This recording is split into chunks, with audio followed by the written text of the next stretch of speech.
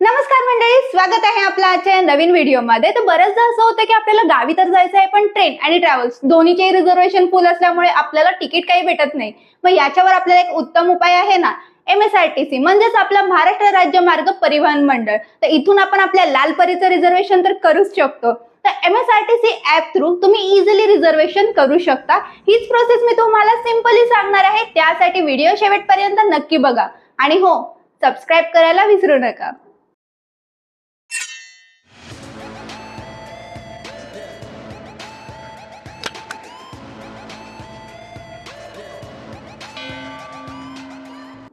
तर सर्वात आधी आपल्याला MSRTC ऍप ओपन करायचं आहे। तुमच्याकडे जर हा ऍप नसेल, सिंपली तुम्हाला प्ले स्टोर मध्ये जायचं आहे।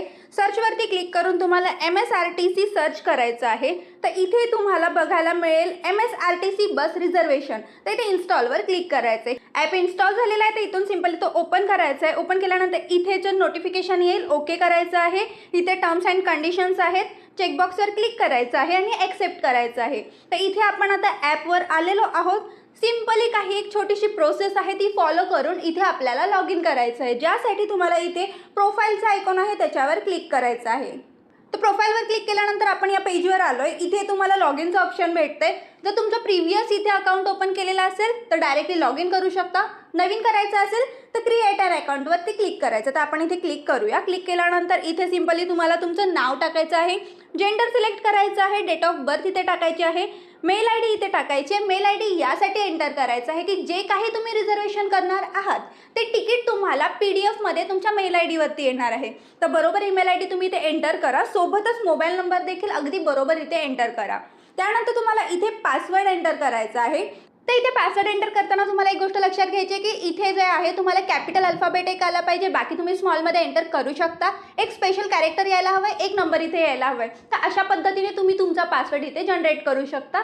पासवर्ड एंटर करा, कन्फर्म पासवर्ड एंटर करून रजिस्टरवर क्लिक करायचं आहे। इथे तुमचं अकाउंट क्रिएट होईल। इथून आपल्याला ॲपमधून बाहेर पडायचं आहे आणि पुन्हा एकदा आपला ॲप जे आहे इथे ओपन करायचं आहे। तर तुम्ही इथे बघू शकता MSRTC ॲप आहे, त्याच्यावर क्लिक करायचं आहे। क्लिक केल्यानंतर आपण या पेजवरती आलो आहोत। तर सिंपली वरती तुम्हाला जे प्रोफाईलचं चित्र दिसत आहे त्याच्यावरती क्लिक करायचं आहे। क्लिक केल्यानंतर to see your ticket and passes जे लिहिलेलं आहे ना त्यावरती क्लिक करायचं आहे। क्लिक केल्यानंतर इथे जो काही ईमेल आय डी तुम्ही तिथे एंटर केला होता लॉग इन करताना आणि पासवर्ड तो इथे एंटर करून लॉग इन करायचा आहे। तर लॉग इन केल्यानंतर तुम्हाला एक गोष्ट लक्षात येईल की इथे आपण ज्याही नावाने आपलं अकाउंट क्रिएट केलं होतं ते नाव तुम्हाला इथे बघायला मिळेल। व्ह्यू प्रोफाईलवर क्लिक केल्यानंतर तुम्ही जे काही डिटेल्स इथे फिल केले होते ते तुम्हाला इथे बघायला मिळतात। तर आता आपण MSRTC ॲपच्या होम पेजवर आलेलो आहोत, जिथे तुम्हाला असा इंटरफेस बघायला मिळतो। वरती तुम्हाला तुमचं नाव बघायला मिळेल, ईमेल आय डी बघायला मिळेल। सोर्समध्ये तुम्हाला त्या बस स्टँडचं नाव सांगायचं आहे की जिथून तुम्हाला हा प्रवास सुरू करायचा आहे। डेस्टिनेशनमध्ये तुम्हाला ते नाव एंटर करायचं आहे जिथे तुम्हाला जायचं आहे आणि इथे जर्नी डेटवरती क्लिक करून तुम्हाला तारीख सिलेक्ट करायची आहे। तर सिंपली आता आपण सोर्सवर क्लिक करूया आणि इथे त्या बस स्टँडचं नाव टाकूया जिथून आपल्याला प्रवास सुरू करायचा। तर इथे मी विठ्ठलवाडी टाकणार आहे। तर इथे जसं मी विठ्ठलवाडी एंटर करते तर मला इथे ऑप्शन बघायला मिळतात त्याच्या रिलेटेड की कोणते कोणते आहेत। इथे तुम्हाला नाव व्यवस्थित सिलेक्ट करायचं आहे। जर तुम्ही व्यवस्थित नाव सिलेक्ट नाही केलं तर तुम्हाला तिथे नॉट फाउंड हेच येणार, त्यामुळे व्यवस्थित तुम्हाला त्या गाडीचं नाव सिलेक्ट करायचं आहे। तर इथे मी विठ्ठलवाडी कल्याण ठाणे हे सिलेक्ट करते। इथून माझा प्रवास मी सुरू करणार आहे आणि डेस्टिनेशन असणार आहे रहिमतपूर। तर इथे मी रहिमतपूर एंटर करते। जसं मी इथे रहिमतपूर एंटर करते तर तुम्ही इथे पाहू शकता की इथे रहिमतपूर कोरेगाव सातारा ही गाडी दाखवत आहे, ज्याच्यावरती मी क्लिक करते। तर इथे आपले जे हे कुठे जायचं आहे, कुठून प्रवास सुरू होणार आहे हे तर सिलेक्ट करून झालेलं आहे, पण आता तारीख तर सिलेक्ट करावी लागेल। तर आपण इथे क्लिक करूया। तारीख असणार आहे 10 तारीख। तर इथे मी 10 सिलेक्ट केलेलं आहे आणि ओकेवर क्लिक करते। क्लिक केल्यानंतर सिंपली आता बस शोधा जे लिहिलेलं आहे त्याच्यावरती क्लिक करायचं आहे। क्लिक केल्यानंतर तुम्हाला इथे ऑप्शन दाखवतील की बसचे टायमिंग काय आहे, कोणत्या टायमिंगसाठी या बस अवेलेबल आहेत। तर इथे तुम्हाला सकाळी 6:45ची गाडी दाखवत आहे आणि संध्याकाळी जी असणार आहे ती 8:30ची गाडी असणार आहे। तर इथे मी सकाळी 6:45ची गाडी सिलेक्ट करते। याच्यावरती आपल्याला क्लिक करायचं आहे। क्लिक करण्याआधी तुम्ही इथे बघू शकता तुम्हाला गाडीचं नाव वरती दिसत आहे, टायमिंग दिसत आहे, बस सर्व्हिस नंबर दिसत आहे, सीट किती अवेलेबल आहेत तेही तुम्हाला इथे पाहायला मिळते, बस टाईप कोणती असणार आहे आणि टोटल फेअर म्हणजे तिकीट किती आहे तेही तुम्हाला इथे बघायला मिळत आहे। तर आता याच्यावरती आपण क्लिक करूया। इथे आपल्याला सिलेक्ट करायचं आहे बोर्डिंगमध्ये की आपल्याला कुठून प्रवास सुरू करायचा आहे ते तुम्हाला इथे सिलेक्ट करायचं आहे. तर इथे मी विठ्ठलवाडी सिलेक्ट करते. अलाइटनिंगमध्ये तुम्हाला हे सिलेक्ट करायचं की तुम्ही कुठे उतरणार आहात.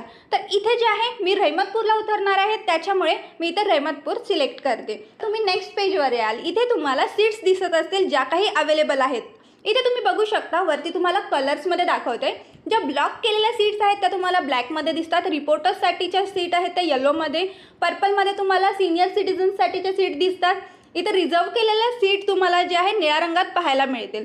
पिंकमध्ये ज्या आहेत त्या लेडीजसाठी आहेत आणि जे ब्लाइंड आणि हँडिकॅप्ड आहेत त्यांच्यासाठी तुम्हाला लाल कलरमध्ये इथे सीट बघायला मिळतात. आणि ज्या काही सीट अजूनही बुक झालेल्या नाही आहेत त्या तुम्हाला करड्या रंगामध्ये इथे बघायला मिळतात. तर यामध्ये ज्या काही अवेलेबल सीट्स आहेत त्यातून तुम्हाला जी कोणती सीट हवी आहे ती तुम्हाला सिलेक्ट करायची आहे आणि नेक्स्टवर क्लिक करायचं आहे. तर आता आपण पॅसेंजर डिटेल्सच्या पेजवर आलेलो आहोत आणि इथे आपण 2 सीट बुक केल्या होत्या 25 आणि 26. तर इथे दोन्हीही पॅसेंजर्सचे आता आपल्याला डिटेल्स फिल करायचे आहेत. इथे तुम्हाला तुमचं नाव एंटर करायचं आहे, जेंडर सिलेक्ट करायचं आहे, वय किती आहे ते तुम्हाला इथे टाकायचं आहे. आणि सोबतच जनरलवरती क्लिक करून तुम्हाला इथे महिला सन्मान योजना आहे, अमृत सीनियर सिटीजन आहे, सीनियर सिटीजन हँडिकॅप्ड आहेत, म्हणजे याच्यातून तुम्हाला सिलेक्ट करायचं आहे. आणि त्याच्यानंतर पूर्ण डिटेल्स फिल करून झाल्यानंतर जे काही तुम्ही इथे डॉक्युमेंट म्हणजे तुमचं आधार कार्ड असेल, पॅन कार्ड असेल, इत्यादी गोष्टी सोबत ठेवा. कधी कधी ते आयडेंटिटीसाठी आपल्याला यूज होतात. तर इथे आपले सगळे डिटेल्स फिल करून झालेले आहेत. तुम्ही इथे बघू शकता आपलं 561 रुपये जे आहे इथे तिकीट होतं, पण इथे मला महिला सन्मान योजना लागू झाल्यामुळे 284 रुपये आता मला इथे तिकीट लागू झालेलं आहे. सोबतच खाली तुम्हाला मोबाईल नंबर एंटर करायचा आहे.